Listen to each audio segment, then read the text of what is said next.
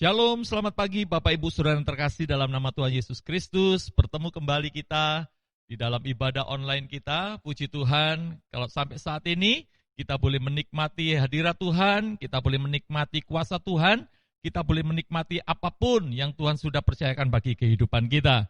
Sebelum kita memulai ibadah kita pada pagi hari ini, izinkan saya membaca kebenaran firman Tuhan untuk mendasari ibadah kita pada saat ini. Mazmur pasal 122 ayat 1 sampai dengan ayat yang ke-9 saya bacakan untuk Bapak Ibu. Aku bersukacita ketika dikatakan orang kepadaku, mari kita pergi ke rumah Tuhan. Sekarang kaki kami berdiri di pintu gerbangmu, hai Yerusalem. Hai Yerusalem yang telah didirikan sebagai kota yang bersambung rapat. Kemana suku-suku berziarah, yakni suku-suku Tuhan, untuk bersyukur kepada nama Tuhan sesuai dengan peraturan bagi Israel. Sebab di sanalah ditaruh kursi-kursi pengadilan, kursi-kursi milik keluarga Raja Daud. Berdoalah untuk kesejahteraan Yerusalem. Biarlah orang-orang yang mencintaimu mendapat sentosa. Biarlah kesejahteraan ada di lingkungan tembokmu dan sentosa di dalam purimu. Oleh karena saudara-saudaraku dan teman-temanku, aku hendak mengucapkan semoga kesejahteraan ada di dalammu. Oleh karena rumah Tuhan Allah kita, aku hendak mencari kebaikan bagimu. Puji Tuhan, mari kita berdoa. Bapa di dalam kerajaan surga, kami sangat bersukacita ketika ada undangan mari pergi ke rumahmu. Mari beribadah dan memuji namamu. Sungguh Tuhan, hati kami saat ini penuh dengan sukacita karena kami akan memuliakan, kami akan mengagungkan namamu Tuhan.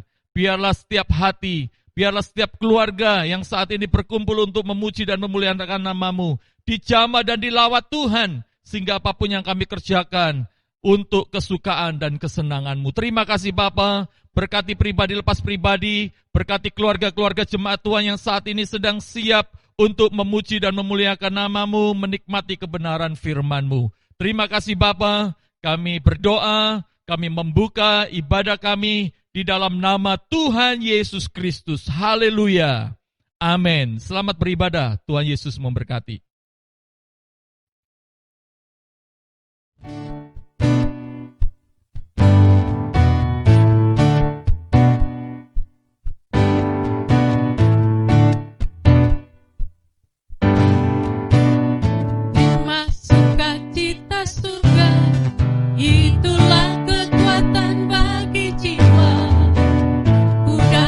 Rasakan kasihnya di tengah badai.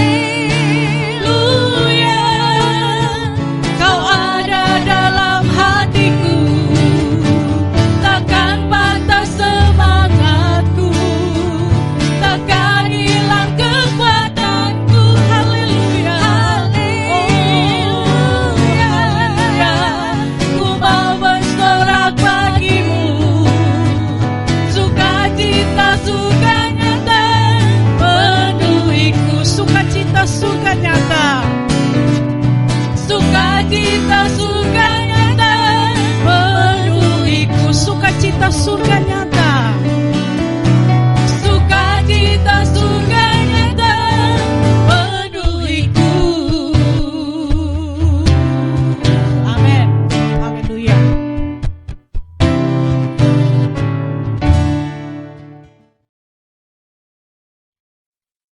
Tuhan mengubah ratapan kita menjadi tarian pada pagi hari ini. Dan kita mau menari seperti Daud lakukan untuk kemuliaan nama Tuhan. Haleluya.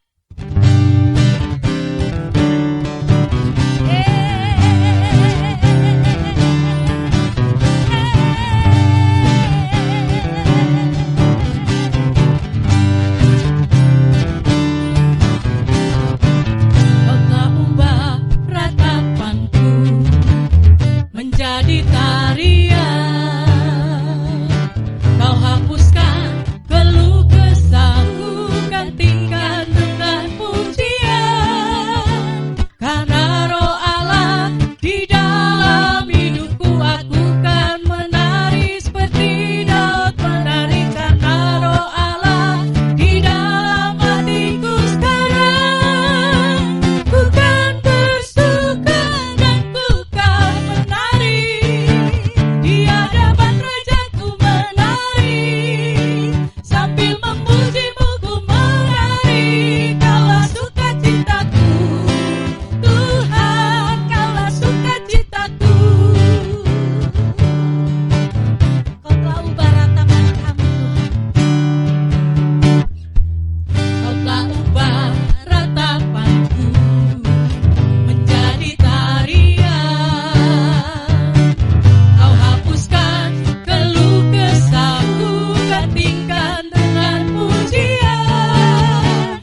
Karena Roh Allah di dalam hidupku, aku kan menari seperti Daud menari. Karena Roh Allah di dalam hatiku sekarang, ku kan bersuka dan ku kan menari.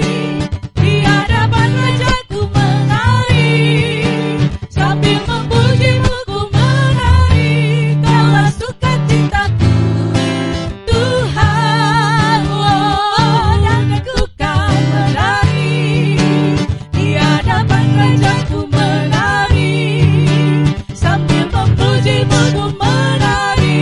Kaulah sukacitaku, Tuhan, kaulah sukacitaku, Tuhan, kaulah sukacitaku.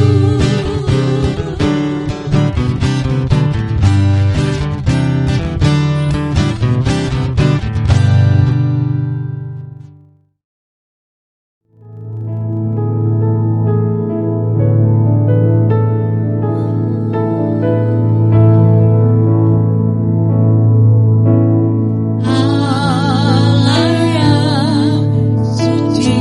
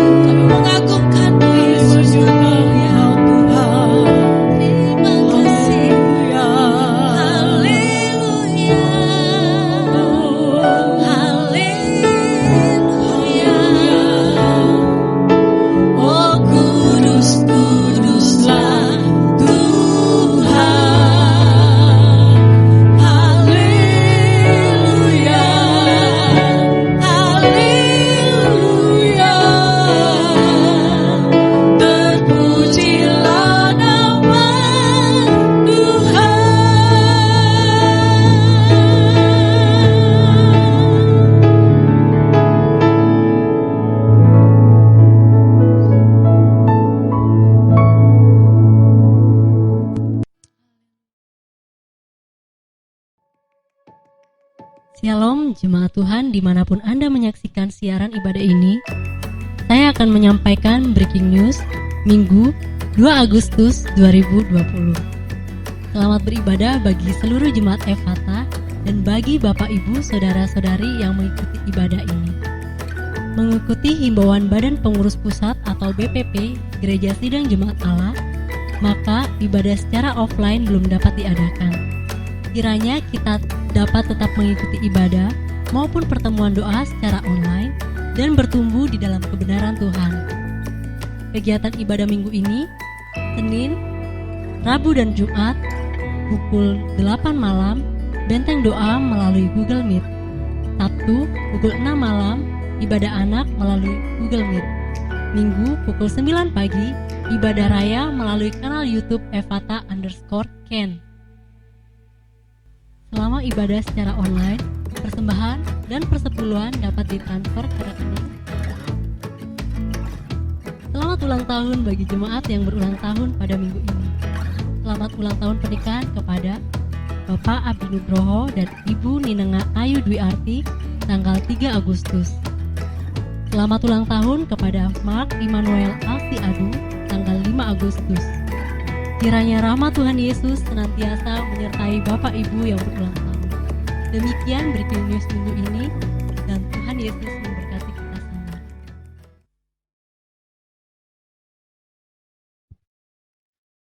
Puji Tuhan Bapak Ibu, kita sudah menikmati pujian penyembahan kita. Tiba saatnya kita akan menikmati kebenaran firman Tuhan. Pagi hari ini kita akan berbicara tentang bersama Yesus hadapi krisis. Kita tahu sampai saat ini krisis sedang terjadi, mungkin krisis ekonomi, krisis keuangan, kesehatan, atau mungkin ada krisis dalam keluarga karena pandemi COVID-19 ini. Tapi kita percaya bahwa bersama Yesus kita akan hadapi semuanya. Mari kita akan bersama-sama membuka Alkitab kita di dalam Matius pasal yang ke-8. Kita mulai baca ayat yang ke-23 sampai dengan ayat yang ke-27. Demikian bunyi firman Tuhan. Lalu Yesus naik ke dalam perahu dan murid-muridnya pun mengikutinya. Sekonyong-konyong mengamuklah angin ribut di danau itu, sehingga perahu itu ditimbus gelombang, tetapi Yesus tidur. Maka datanglah murid-muridnya membangunkan dia, katanya, Tuhan, tolonglah kita binasa. Ia berkata kepada mereka, mengapa kamu takut? Kamu yang kurang percaya. Lalu bangunlah Yesus menghardik angin dan danau itu, maka danau itu menjadi teduh sekali. Dan heranlah orang-orang itu, katanya, orang apakah dia ini? Sehingga angin dan danau pun taat kepadanya. Bapak Ibu Saudara yang terkasih di dalam nama Tuhan Yesus Kristus, perikop yang kita baca ini adalah kejadian di mana Yesus setelah mengadakan, saya bilang KKR, pengajaran yang begitu luar biasa, mulai dari Matius pasal yang ke-5 sampai dengan Matius pasal yang ke-8 ini. Ada banyak pengajaran, ada banyak kebenaran-kebenaran yang disampaikan oleh Yesus. Termasuk murid-murid Tuhan Yesus juga mengikuti apa yang Tuhan ajarkan, apa yang Tuhan lakukan. Kemudian setelah ibadah KKR, setelah Yesus mengajar, maka Yesus mengajak murid-muridnya untuk pergi menuju ke seberang. Kita tahu bahwa Yesus adalah 100% manusia yang pasti juga mengalami kelelahan. Demikian juga murid-murid Tuhan Yesus. Mereka ingin menjauhkan diri dari kumpulan orang banyak untuk mungkin beristirahat. Dan kalau Yesus pasti dia akan berdoa kepada Bapa. Tetapi ketika mereka menyeberangi Danau Galilea, apa yang terjadi Bapak Ibu? Maka mengamuklah. Dikatakan sekonyong-konyong mengamulangi ribut di danau itu. Ya. Kita tahu Bapak Ibu bahwa murid-murid Tuhan Yesus adalah nelayan-nelayan yang handal. Mereka adalah nelayan-nelayan yang sangat profesional. Dan mereka selalu ada di danau itu untuk mencari ikan. Jadi saya yakin mereka sangat familiar dengan Danau Galilea. Tetapi kenyataannya ketika angin ribut mengamuk di danau itu, perahu ditimbus gelombang, diombang-ambingkan gelombang yang sangat besar, maka murid-murid Tuhan yang sangat piawai di dalam hal menjadi seorang nelayan, yang menjadi yang sangat profesional di dalam kehidupan mereka ketika mereka menjadi nelayan. Mereka menjadi takut. Mereka datang kepada Yesus meminta tolong karena mereka sudah sangat putus asa dan menyerah dengan angin sakal, dengan badai yang begitu dahsyat mengamuk di dalam perahu mereka. Lalu apa yang dilakukan Yesus? Yesus menegur mereka. Yesus berkata, "Mengapa kamu takut?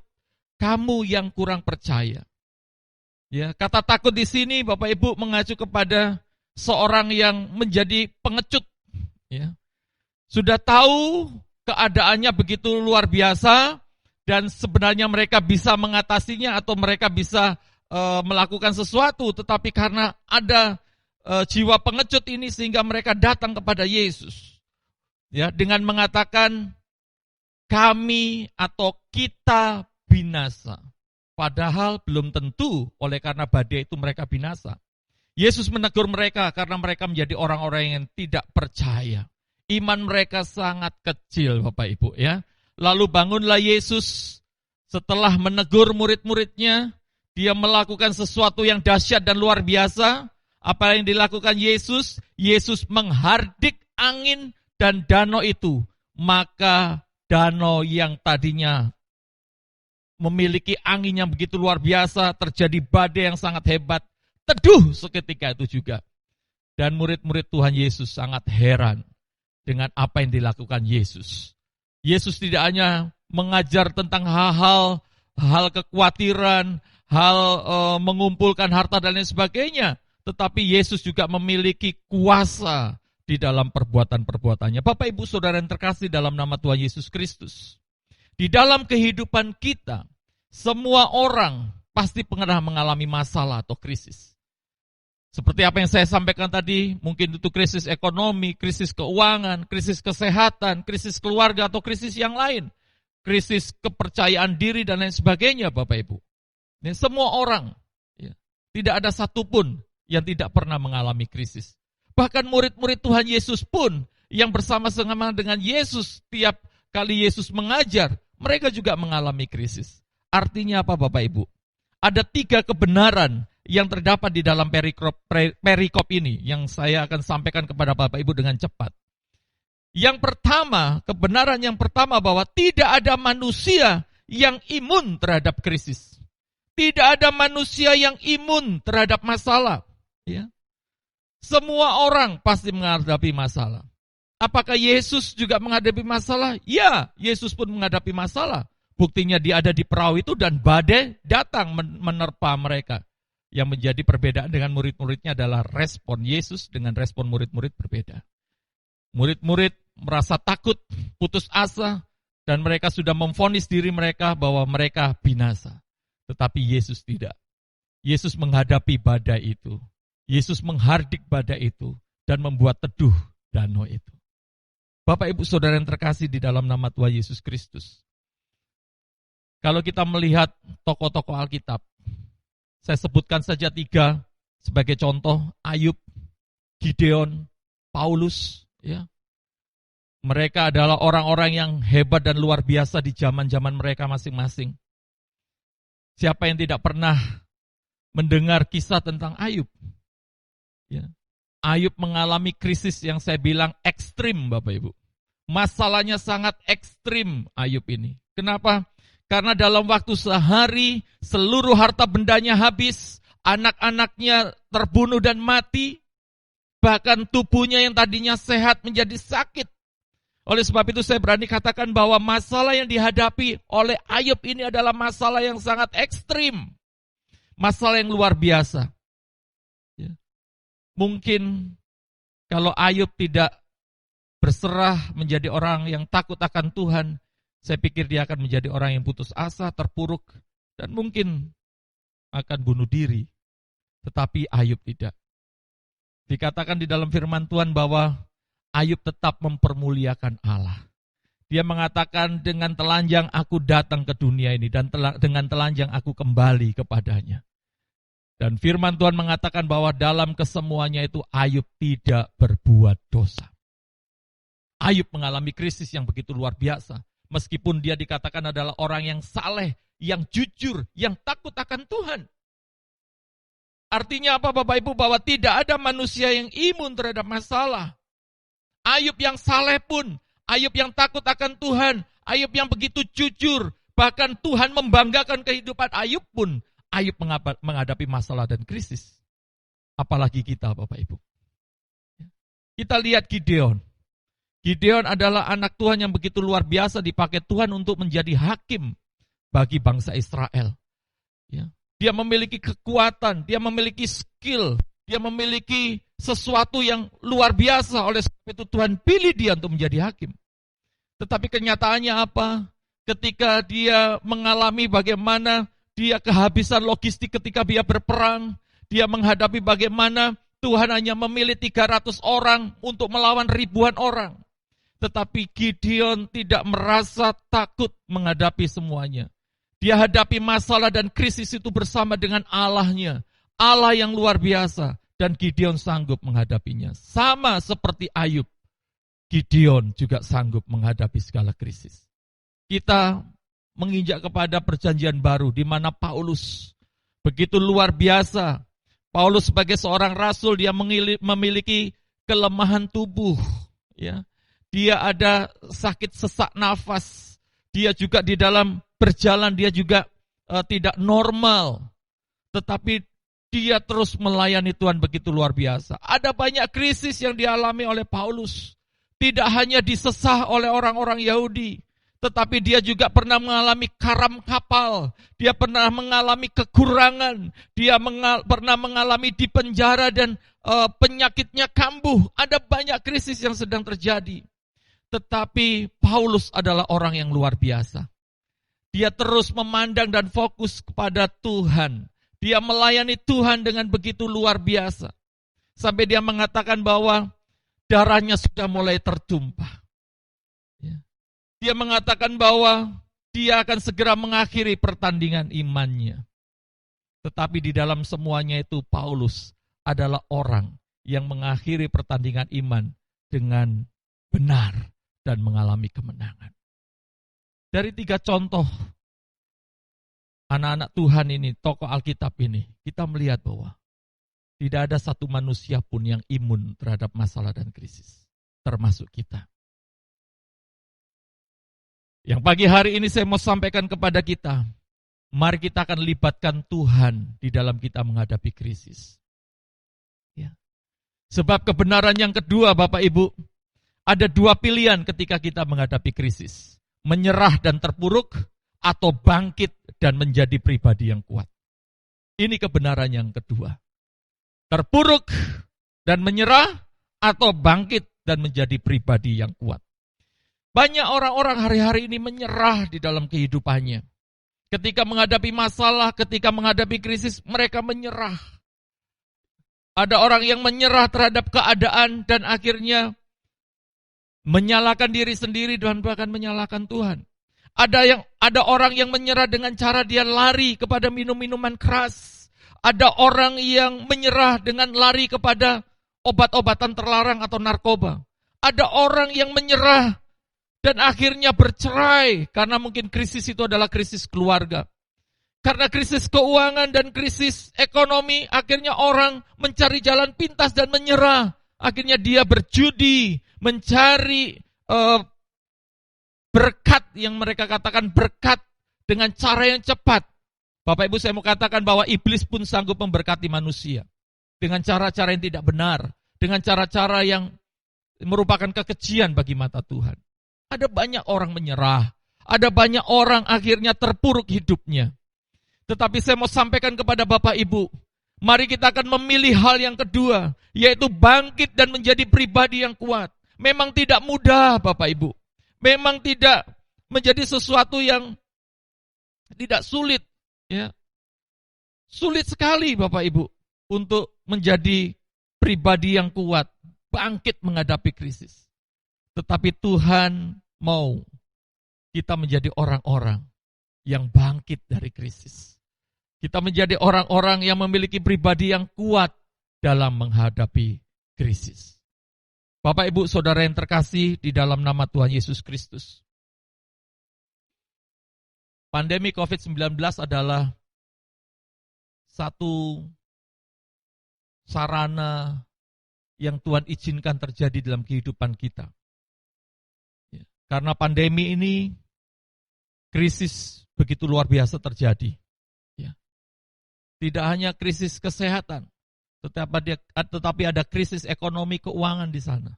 Ada krisis kepercayaan diri, ada krisis keluarga yang sedang terjadi.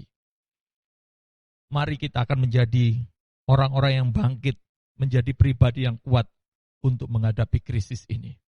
Kita tahu bahwa Tuhan memberikan kita hikmat supaya kita boleh menjadi orang-orang yang kuat menghadapi segala krisis.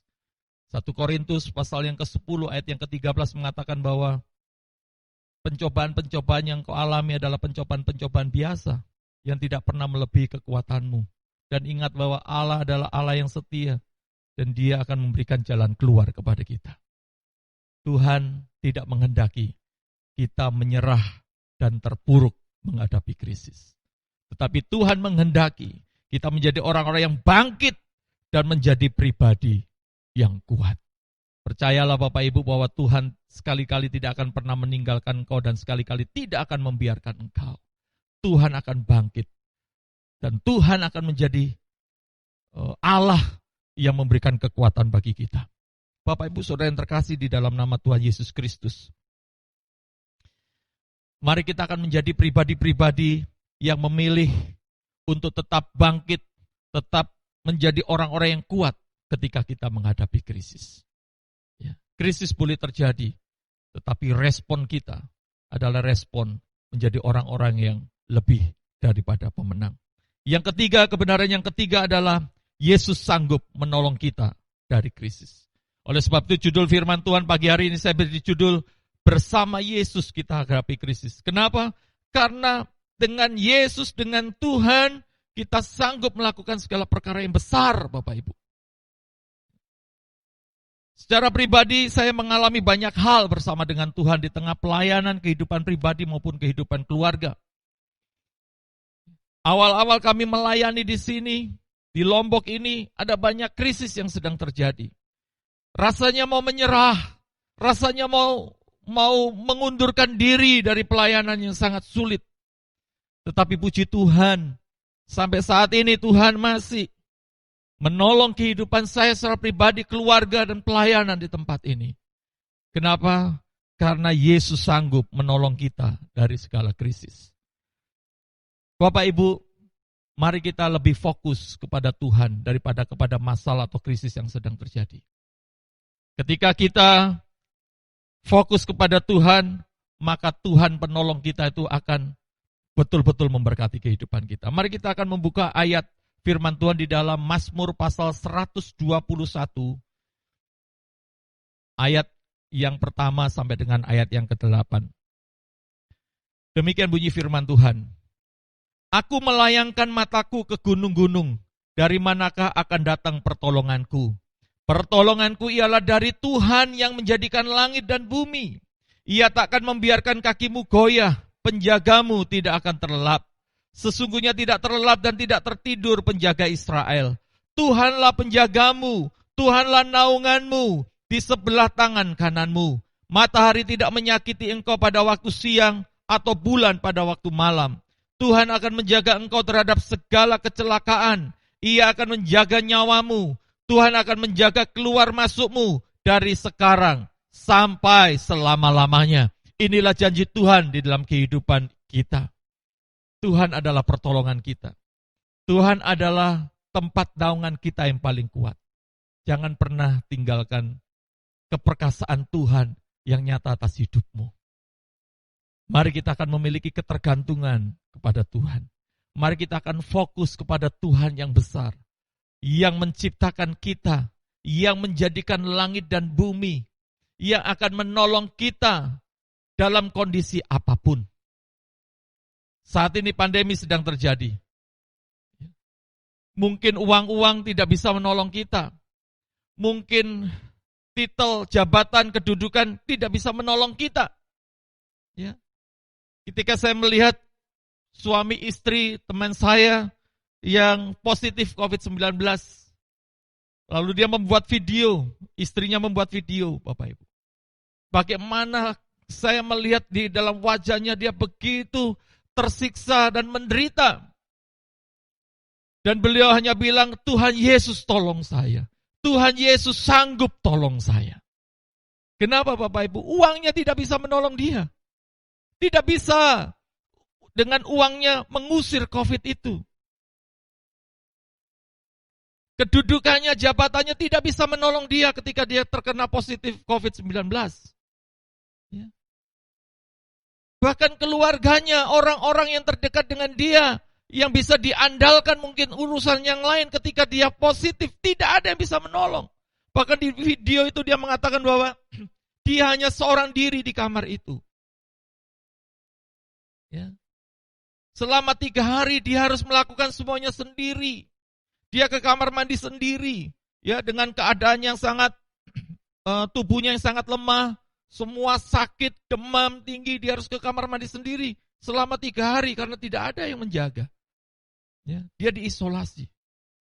Bayangkan Bapak Ibu, mungkin dia punya uang banyak, dia bisa sewa suster, dia bisa sewa siapapun, tetapi itu pun tidak bisa.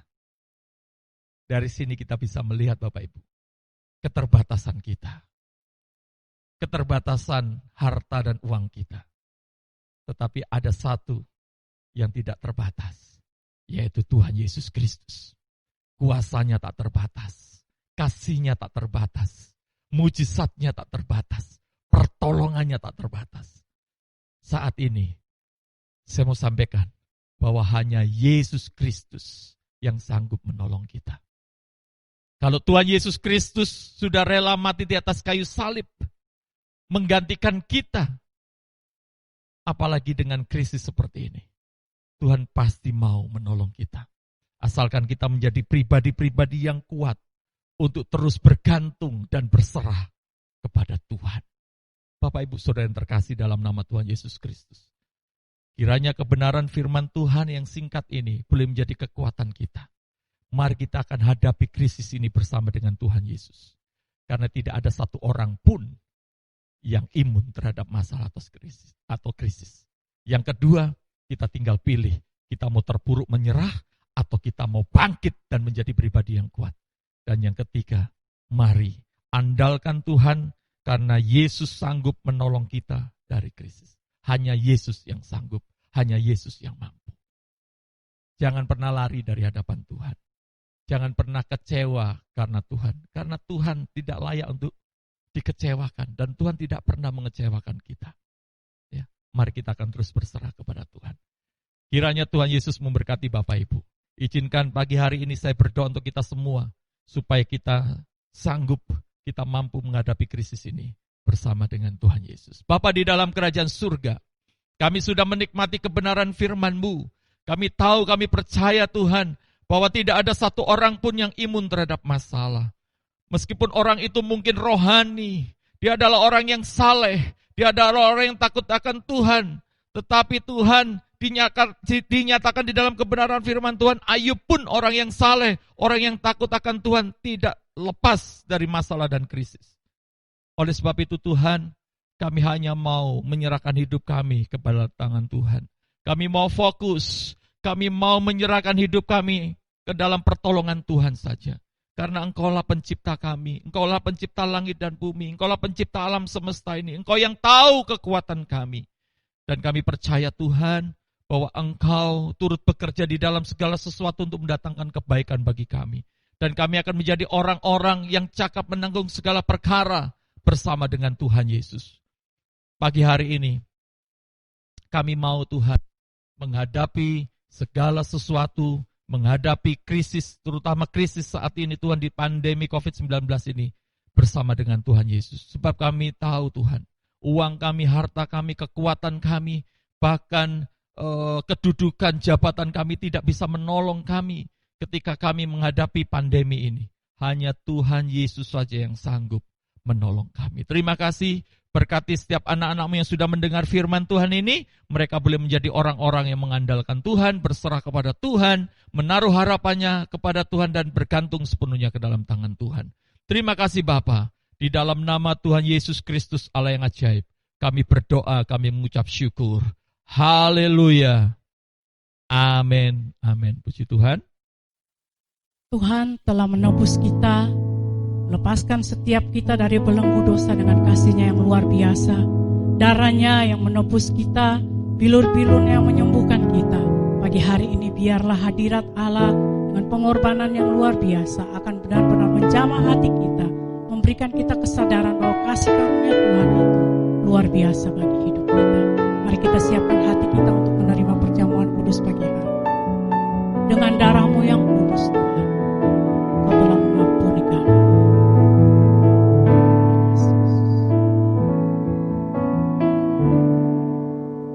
Haleluya Yesus. Dengan darah-Mu yang kudus, Kau buktikan kasih terbesar bagiku. Pengorbanan termulia, Kau mati bagiku, selamatkanku. Bukan karena kekuatanku, ku diangkat jadi anak-Mu. Bukan karena kehebatanku, Kau jadikan aku alat-Mu. Kasih-Mu yang sungguh besar, kuasa-Mu memulihkan hidupku, bilur-Mu menyembuhkan sakitku, salib-Mu selamatkanku. Kasih-Mu yang sungguh besar, kuasa-Mu memulihkan hidupku, bilur-Mu menyembuhkan sakitku, salib-Mu selamatkanku. Kasih-Mu yang sungguh besar, kuasa-Mu memulihkan hidupku, bilur-Mu menyembuhkan sakitku, salib-Mu selamat, salib-Mu selamatkanku Tuhan, salib-Mu selamat, salib-Mu Tuhan menyelamatkan kami, salib-Mu selamatkanku.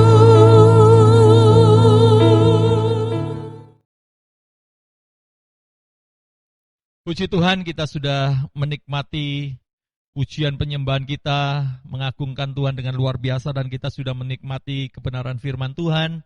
Tiba saatnya kita akan menyiapkan hati kita untuk menerima perjamuan kudus. Saya meminta dan memohon kepada setiap kita untuk menyiapkan roti-roti dan anggur perjamuan di tempat masing-masing. Mari kita akan mengikuti meskipun lewat online, kita mengikuti dengan sungguh-sungguh dengan segenap hati. Siapkan hatimu di hadapan Tuhan. Mari Bapak Ibu kita menyiapkan roti kita. Peganglah roti di tangan kananmu dan angkatlah. Demikian bunyi firman Tuhan. Sebab apa yang telah kuteruskan kepadamu telah aku terima dari Tuhan, yaitu bahwa Tuhan Yesus pada malam waktu ia diserahkan mengambil roti, dan sesudah itu ia mengucap syukur atasnya. Ia memecah-mecahkannya dan berkata, "Inilah tubuhku yang diserahkan bagi kamu, perbuatlah ini menjadi peringatan akan aku." Dalam nama Tuhan Yesus, kita makan bersama.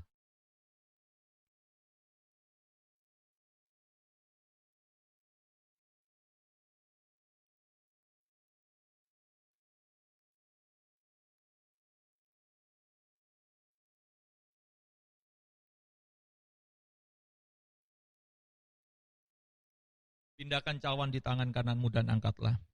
Sebelum kita meminumnya, demikian bunyi firman Tuhan. Demikian juga ia mengambil cawan sesudah makan lalu berkata, cawan ini adalah perjanjian baru yang dimeteraikan oleh darahku. Perbuatlah ini setiap kali kamu meminumnya menjadi peringatan akan aku. Sebab setiap kali kamu makan roti ini dan minum cawan ini, kamu memberitakan kematian Tuhan sampai ia datang. Dalam nama Tuhan Yesus, kita minum bersama. Mari kita bersyukur di hadapan Tuhan. Haleluya. Haleluya, haleluya. Terima kasih Tuhan. Bapa Surgawi, kami sudah melakukan apa yang Tuhan perintahkan, yaitu mengambil perjamuan kudus, memakan roti dan meminum cawan perjamuan, untuk memperingati kematian-Mu di atas kayu salib, pengorbanan-Mu yang luar biasa bagi setiap kami. Bapa Surgawi, mari Tuhan Kau jamah setiap kami. Biarlah Tuhan apa yang kami kerjakan ini menyenangkan hati-Mu, menyukakan hati-Mu. Dan biarlah Tuhan segala kelemahan tubuh, segala sesuatu yang merupakan pelanggaran dan dosa, Tuhan ampuni, Tuhan sembuhkan, Tuhan pulihkan kami. Terima kasih Bapa. Sebelum kami mengakhiri ibadah kami mau membawa persembahan kami. Bapa, di dalam kerajaan surga, di tangan kami ada amplop-amplop persembahan.